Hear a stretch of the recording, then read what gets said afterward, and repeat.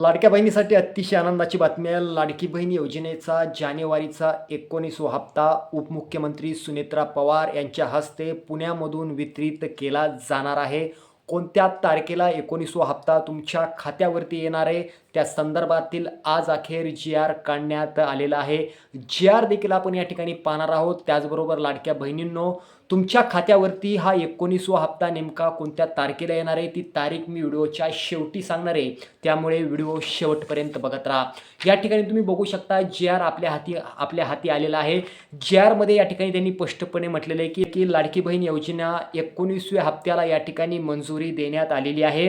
त्याचबरोबर लाडकी बहीण योजनेच्या 19व्या हप्त्याला महिला व बालविकास मंत्र्यांनी देखील या ठिकाणी मंजुरी दिलेली आहे.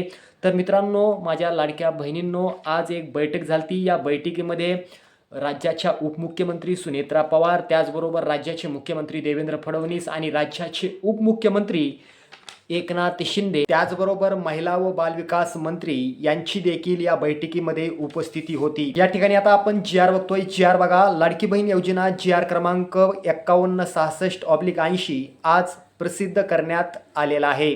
लाडकी बहीण योजनेचा 19वा हप्ता थेट पुण्यामधून महिलांच्या खात्यात वितरित केला जाणार आहे.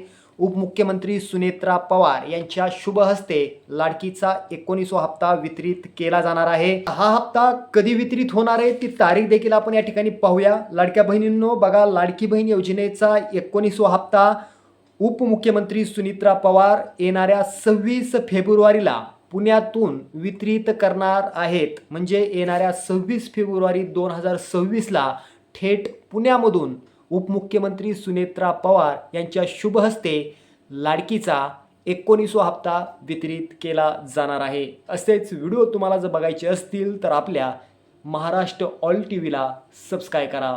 धन्यवाद.